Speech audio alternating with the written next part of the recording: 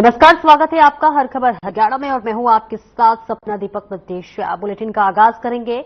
मुख्यमंत्री नायब सिंह सैनी दिल्ली दौरे पर पहुंचे, जहां उन्होंने केंद्रीय सड़क परिवहन एवं राजमार्ग मंत्री नितिन गडकरी की अध्यक्षता में राष्ट्रीय राजमार्ग परियोजनाओं का समीक्षा बैठक में भागीदारी ली।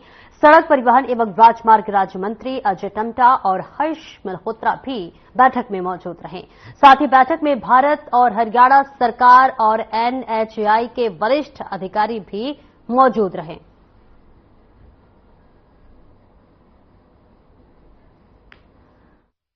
आपको बताते चले, ये बेहद अहम दौरा मुख्यमंत्री नायब सिंह सैनी का। दिल्ली दौरे पर मुख्यमंत्री नायब सिंह सैनी पहुंचे और इसी के साथ साथ बैठक ली गई, जिसमें कि महत्वपूर्ण विषयों पर चर्चा भी की गई और रणनीति भी बनाई गई। आपको बता दें कि हरियाणा में महज 2 महीने के अंदर ही विधानसभा चुनाव होने वाले हैं और ऐसे में लगातार सभी पार्टियों की तरफ से चिंतन और मंथन किया जा रहा है। इस बीच कल देश के गृह मंत्री अमित शाह खुद हरियाणा आए थे, तो इसी के बाद आपको बता दें कि हरियाणा के मुख्यमंत्री नायब सिंह सैनी भी दिल्ली दौरे पर पहुंचे हैं और ऐसे में तमाम जो है मुद्दों को ध्यान में रखते हुए रणनीति बनाते हुए विधानसभा चुनाव का आगाज किया जा रहा है, क्योंकि लोकसभा चुनाव भी हुआ और उसके बाद से विधानसभा उपचुनाव में भी बीजेपी अच्छा खासा प्रदर्शन नहीं कर पाई, जिसके बाद से लगातार दौरे हो रहे हैं, बैठकें हो रही हैं और महत्वपूर्ण निर्णय भी लिया जा रहा है। और इस बीच ये दौरे की तस्वीर हम आपको दिखा रहे हैं। हरियाणा के मुख्यमंत्री नायब सिंह सैनी दिल्ली दौरे पर हैं, जहां उन्होंने समीक्षा बैठक ली और समीक्षा बैठक में जो है मुख्यमंत्री नायब सिंह सैनी मौजूद रहे।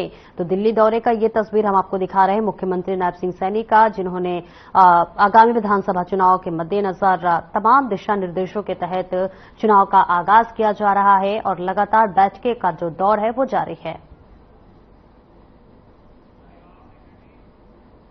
वहीं महेंद्रगढ़ के पाली में बीजेपी के पिछड़ा वर्ग सम्मेलन का आयोजन हुआ, जिसमें केंद्रीय गृह मंत्री अमित शाह ने शिरकत की। इस मौके पर हरियाणा के मुख्यमंत्री नायब सिंह सैनी समेत चौधरी बीजेपी प्रदेश अध्यक्ष मोहनलाल बडौली और दूसरे दिग्गज नेता भी शामिल हुए। मुख्यमंत्री सैनी ने अपने संबोधन में कहा कि देश के लोग बीजेपी पर विश्वास करते हैं। बीजेपी सरकार ने पिछड़ों के लिए काम किया है। और तो वहीं केंद्रीय गृह मंत्री अमित शाह ने जनता को संबोधित करते हुए कहा कि हरियाणा 3 चीजों, सेना के जवानों, खेल और किसानों के लिए जाना जाता है। इसी के साथ अमित शाह ने कहा कि हरियाणा के लोगों को आरक्षण का फायदा मिलेगा। जनता को संबोधित करते हुए मुख्यमंत्री सैनी और अमित शाह ने कांग्रेस और भूपेंद्र सिंह हुड्डा पर भी जमकर हमला बोला।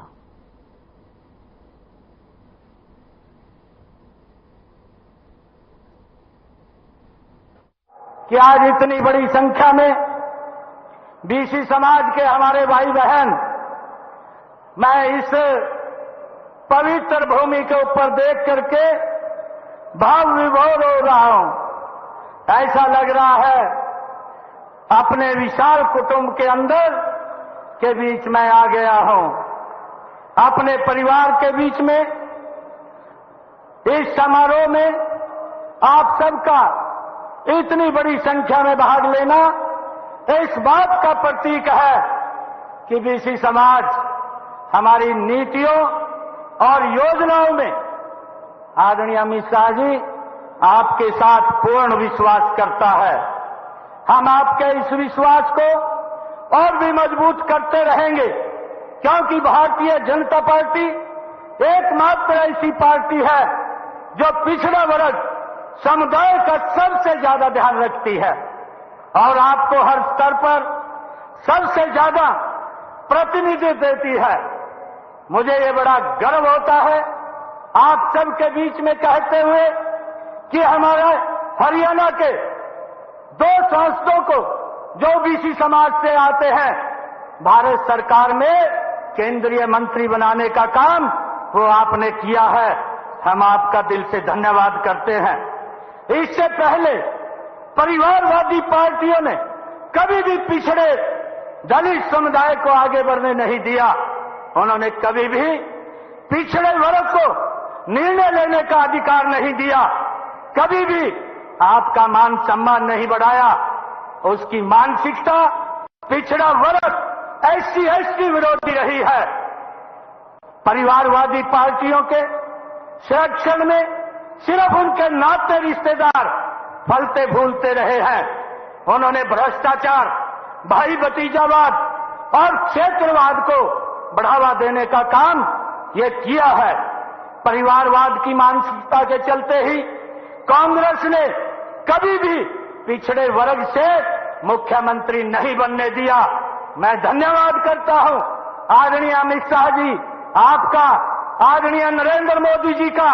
पहली बार हरियाणा प्रदेश से, एक पिछड़े समाज से, एक गरीब परिवार से आज एक मुख्यमंत्री आपने बनाया है। मैं आपका दिल से धन्यवाद करता हूं। मुझे ये खुशी है कि हम जानते हैं पिछड़े समुदाय में बड़ी संख्या में हाथ से काम करने वाले हमारे कौशल युक्त भाई बहन आते हैं।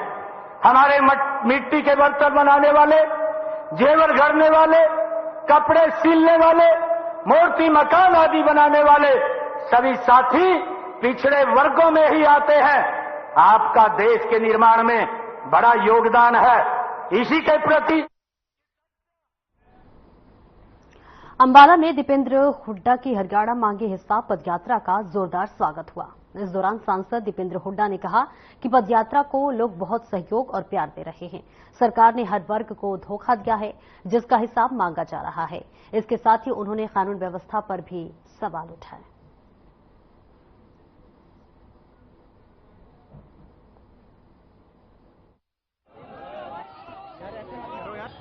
बहुत अच्छा रिस्पांस मिल रहा है लोगों का, क्योंकि 10 साल में हरियाणा को विकास की पटरी से उतार दिया भाजपा ने। आज देश में सबसे ज्यादा बेरोजगारी, देश में सबसे ज्यादा अपराध, देश में सबसे ज्यादा नशा आज हरियाणा में ऐसी स्थिति बन गई। हरियाणा की गरीब आदमी के अधिकारों से उनको वंचित रखा गया।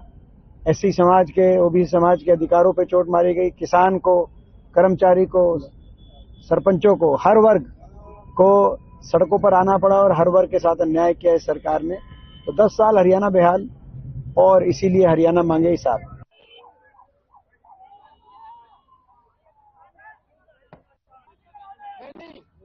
करवा लूंगा मैं।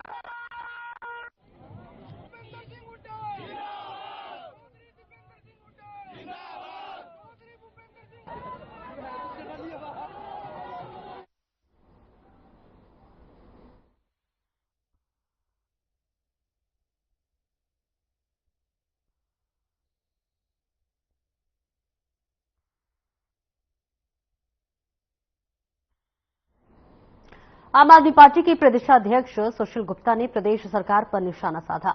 उन्होंने कहा कि प्रदेश में सरकारी संरक्षण में नशा बिक रहा है और हरियाणा के 22 जिलों में से 16 जिले अपराध और नशे के हॉटस्पॉट बन चुके हैं।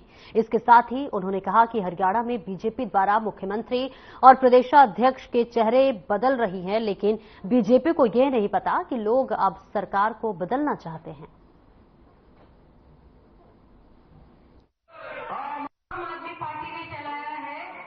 आज मैं झज्जर के एमपी माजरा गांव में बेरी विधानसभा में आया।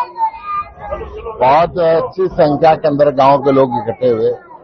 बदलाव जन संवाद के अंदर लोगों ने बताया गांव में ना पीने का पानी है, बिजली के लंबे लंबे कट हैं, स्कूलों की व्यवस्था बहुत खराब है, हॉस्पिटल है नहीं, बच्चों को रोजगार नहीं मिल रहा। बेरोजगारी की वजह से बच्चे डोंकी रास्ते से विदेश जा रहे हैं, घर में बूढ़े माँ बाप का अकेले छोड़ के।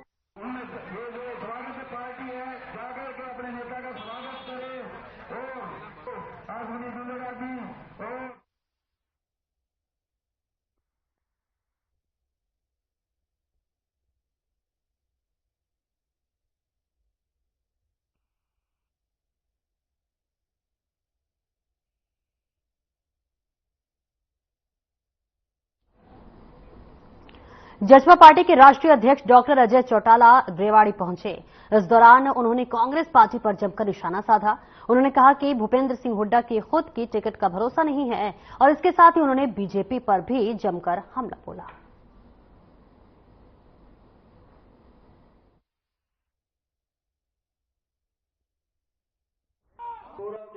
आजकल ये जो कांग्रेस का प्रधान है ना, उदय भान, इसका बाप भी गयालाल विधायक था। ये आयाराम गयाराम उसी के नाम पर पड़ा। चौधरी देवीलाल जी ने अपने यारों से, मित्रों से, दोस्तों से, पार्टी के लोगों से, अपने रिश्तेदारों से कर्ज लेकर के 70 लाख रुपए उन दिनों में इकट्ठे किए।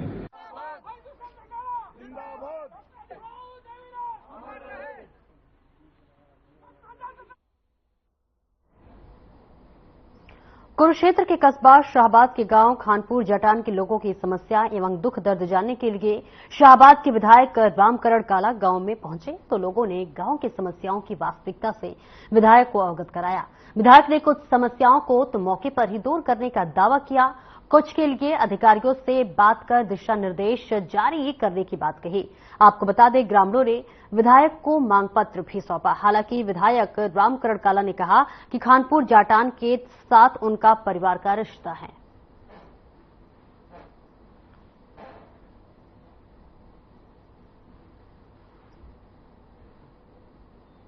तो आपको बताते चले कि ग्रामीणों ने विधायक को देखिए ज्ञापन सौंपा है। लगातार समस्याओं से जूझ रहे लोगों ने जो है विधायक को ज्ञापन सौंपा है। विधायक रामकरण काला पहुंचे गांव में, जहां पर उन्होंने लोगों की समस्याएं सुनी और इसी के साथ साथ कुछ समस्याओं को तो मौके पर ही निस्तारण करने के आदेश दे दिए और कुछ को निस्तारण के लिए जो है उच्च अधिकारियों को जारी करने के निर्देश दिए। इसी के साथ साथ आपको बताते चले कि विधायक रामकरण काला खानपुर पहुंचे, वहां लोगों से बातचीत की, लोगों की समस्याओं के बारे में जाना और इसी के साथ साथ उन्होंने तमाम जगहों का निरीक्षण भी किया, जायजा भी लिया कि किस तरह से लोगों को परेशानियों का सामना करना पड़ता है। और फिर उसके बाद से उन्होंने बैठक ली और बैठक में लोगों की समस्याएं सुनी और तत्पश्चात कुछ मौकों को मौके पर ही निस्तारण करने के निर्देश दिए।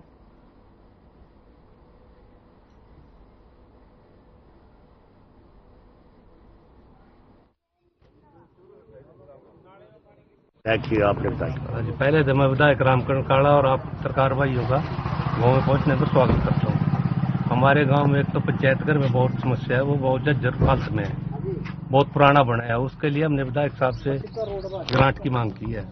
और दूसरा, आंगनबाड़ी में भी एक लैट्रिन बाथरूम और पानी की समस्या है।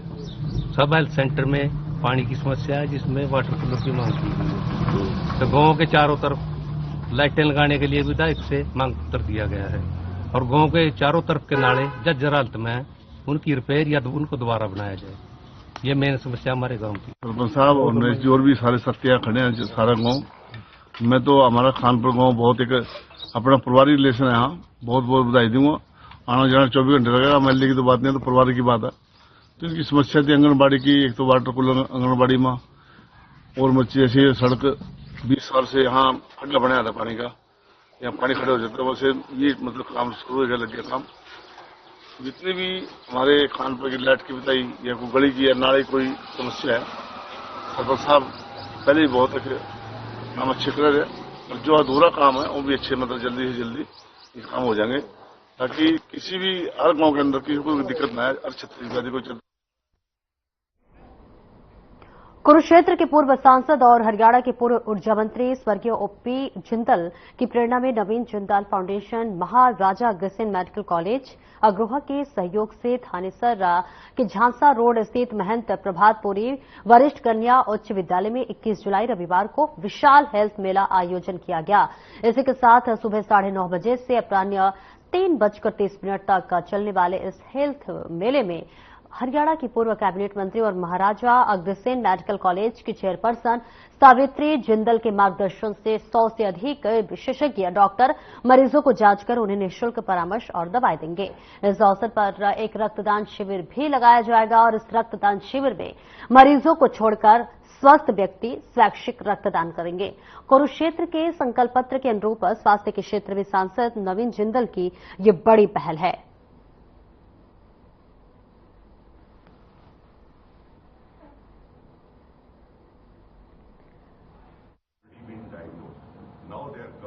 Already been diagnosed. Now they are coming for a second opinion or a follow-up opinion or further exploration regarding their own disease. So that is definitely specialists are coming. They can always take that opinion. This is what it is for. इसीलिए वो किसी को stage 3 carcinoma है या किसी को colitis है, already biopsy proved है. Doctors are coming. They can take second opinions. They can take their guidance. They can get their medication checked up. So, yes, that is where the awareness and counseling comes. Doctor नशे की तरफ जो है बहुत सारे युवा जो है ये नशे की तरफ जा रहे हैं। सॉरी, मैं एक चीज और बतानी भूल गया। इस कैंप के अंदर एक blood donation camp being organized, which is a very big thing, and 2 teams are coming, one from Rohtak and one from Arcot. Has already been diagnosed. Now they are coming for a second opinion or a follow-up. So that is definitely. मंगलवार को पूर्व deputy CM Dushyant Chautala और जननायक जनता party के supremo Ajay Singh Chautala नूह अनाज मंडी पहुंचे और कार्यकर्ताओं के साथ विस्तारपूर्वक बातचीत की। इसके साथ ही उन्होंने कार्यकर्ताओं की विधानसभा चुनाव में जुट जाने के लिए उन्हें दिशा निर्देश दिया। पूर्व डिप्टी सीएम दुष्यंत चौटाला ने इस बातचीत पर कहा कि मजबूती के साथ कैसे आगे मैदान को सींचना है, उसको लेकर बातचीत की है। मेवात की जनता मजबूती के साथ जननायक जनता पार्टी के साथ खड़ी रहेगी और इसी के साथ पार्टी ने इतिहास में हर परिस्थिति में मेवात का साथ दिया है और आगे आने वाले समय में भी इसी तरह का साथ मिलेगा।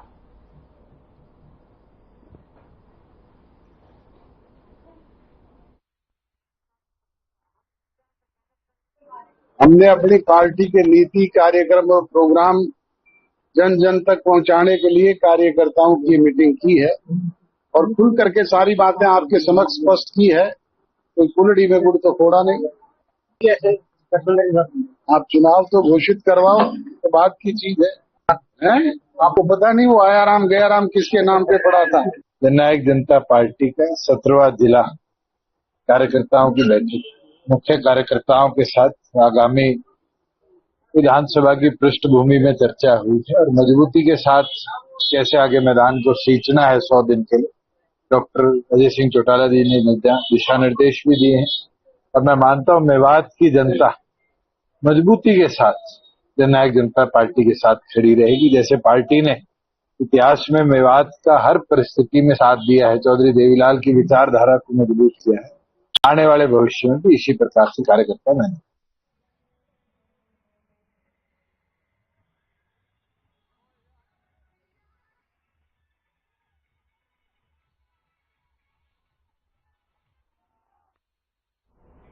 वहीं फरीदाबाद एनआईटी में से कांग्रेस विधायक नीरज शर्मा ने फरीदाबाद नगर निगम का एक और बड़ा घोटाला उजागर किया है। जी हां, इस घोटाले में नगर निगम के अधिकारियों ने एक ही विकास कार्य के लिए कैबिनेट मंत्री मूलचंद शर्मा की संस्तुति के फर्जी कागजात के आधार पर 2 फाइलें बना दी है। जी हां, एक फाइल 62 लाख की बनाई गई है तो वही दूसरी फाइल जो है 50 लाख रुपए की तैयार की गई है।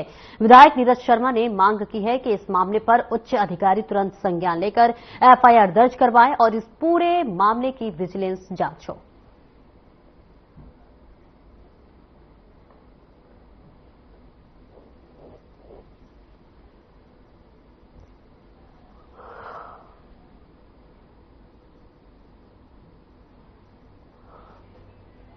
कि बिना भय के कोई काम नहीं बनता और इस भ्रष्ट भाजपा सरकार का आलम यह है कि 200 करोड़ डकारने के बाद भी इन अधिकारियों के और नेताओं के पेट नहीं भरे।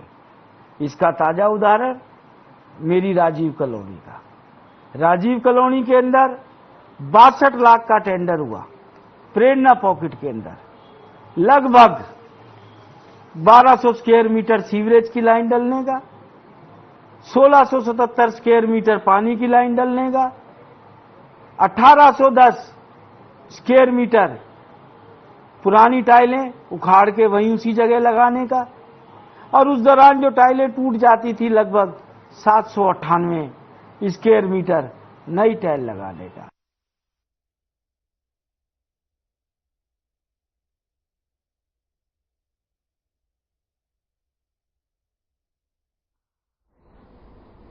मुख्यमंत्री नायब सिंह सैनी पलवल में 11 अगस्त को महारानी पद्मावती गर्ल्स कॉलेज की आधारशिला रखेंगे।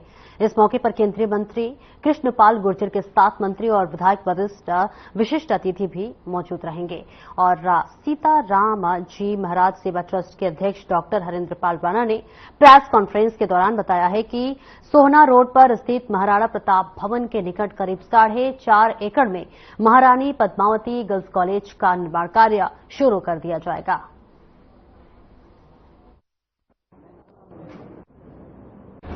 पिछले 4 साल से हम यहाँ एक सपना सजोए हुए हैं। सब लोग हम आपस में चर्चा करते थे कि हम पलवल के अंदर एक लड़कियों का कॉलेज बनाना चाहते हैं और ये लड़कियों के कॉलेज की जो आवश्यकता है उसके बारे में आपको बताना चाहता हूं। हमारे पलवल जिले में जितने भी सरकारी स्कूल हैं या प्राइवेट स्कूल हैं उनसे लगभग 32,000-33,000 बच्चे और बच्चियां 12वीं करते हैं और हमारे पलवल जिले में कॉलेज की जो सीटें हैं चाहे वो प्राइवेट कॉलेज में या सरकारी कॉलेज में वो लगभग 16-17,000 के करीब बैठती है। तो लगभग ये समझते हैं हम 18,000-20,000। झज्जर के गांव दुबलधन के खेती में हरियाणा पुलिस के जवान ने पेड़ पर अटक कर फांसी लगा ली है। हादसे की सूचना गांव के ही रविंद्र ने देर बाद डायल 112 पर दी। सूचना मिलने पर पुलिस मौके पर पहुंची और मृतक युवक के शव को फंदे से उतरवाकर पोस्टमार्टम के लिए झज्जर के नागरिक अस्पताल में भिजवाया है। फिलहाल पुलिस इस पूरे जांच में जुटी हुई है कि आखिर क्यों पुलिसकर्मी ने खुदकुशी की है।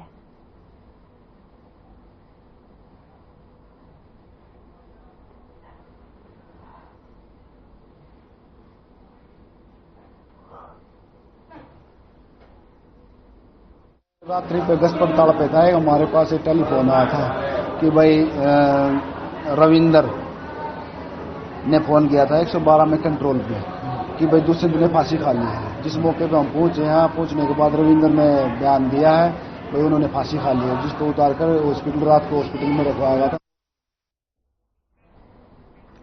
रेवाड़ी में हरियाणा कंप्यूटर प्रोफेशनल्स संघ के कंप्यूटर ऑपरेटर्स को अपनी मांगों को लेकर दूसरे दिन भी धरना जारी रहा, जिसको लेकर कंप्यूटर ऑपरेटर्स ने कहा कि लोगों के काम बाधित करना हमारा उद्देश्य नहीं है, हमारा उद्देश्य अपनी जायज मांगों का मनवाना है। तो वही ऑपरेटर्स के धरने के चलते सचिवालय में कंप्यूटर कक्ष में काम ना ठप रहा और जिससे लोगों को भारी परेशानी का सामना करना पड़ा। इसी के साथ ऑपरेटर्स ने अपनी मांगों को लेकर कहा कि सरकार ने मांगे नहीं मानी तो अनिश्चितकालीन धरना करेंगे। आपको बता दें कि कच्चे कर्मचारियों को नियमित करना और 58 वर्ष तक जॉब गारंटी और सैलरी के लिए बजट का प्रावधान धरना कर रहे कंप्यूटर्स ऑपरेटर्स की मुख्य मांगे हैं।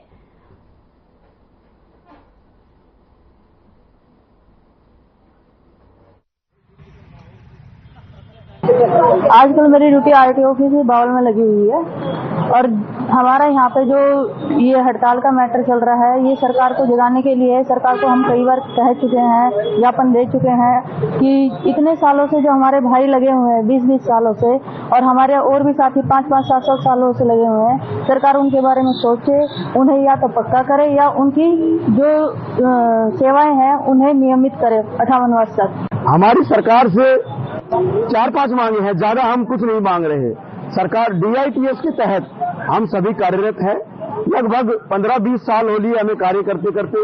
पहले DC रेट पर थे, अब सरकार जब से HRN लेके आई है तब से HRN में हमें मर्ज किया गया है। हमारी मुख्य मांगे यही है DITS का सेंट्रलाइजेशन किया जाए और सरकार इसमें बजट का प्रावधान करे, क्योंकि सैलरी को लेकर बड़ी दिक्कतें हैं हमें। जितने भी हमारे साथी हैं DITS में उनके पद संतुलित किया जाए। DITS कर्मचारियों को सरकार नियमित करे। यदि सरकार नियमितीकरण की पॉलिसी नहीं लाती है या विचार रखती है, जो कर्मचारी की तरफ से जो भी सरकार के विरुद्ध प्रदर्शन अपनी मांग के लिए किया जाता है उसके लिए आप कवरेज करने के लिए आते हैं। हम clerical association welfare society Rewari की तरफ से हम हमारे कंप्यूटर प्रोफेशनल साथियों मैं अपने लाइसेंस के लिए आया ताकि मैं लाइसेंस हमारा मेरा बन जाए। तो यहाँ आके देखा, अपना काम छोड़ के आया। मैं देखा तो यहाँ पे छुट्टी चल रही है, जो हड़ताल बताई है। अब मैं सुबह के पहले तो खड़ा, मैंने कि चलो अभी आए नहीं होंगे हैं। मैंने कि 10 बजे का टाइम है, 10 साढ़े 10 हो गया, आधा घंटा लेट हो गया। मैंने कि चलो अभी तक नहीं। फिर बाद में पता चला कि हड़ताल लगी इनकी आज। बराबर होके निराश होकर जा रहा हूँ वापसी। आपको मालूम था कि आज हड़ताल? ना, कोई मेरे को कोई मसला नजर आ रहा है ना, कोई भी नजर नहीं आ रहा जी। मैंने देख लिया। और इस बुलेटिन में इतना ही। खबरों का सिलसिला आगे भी जारी रहेगा। दीजिए इजाजत, नमस्कार।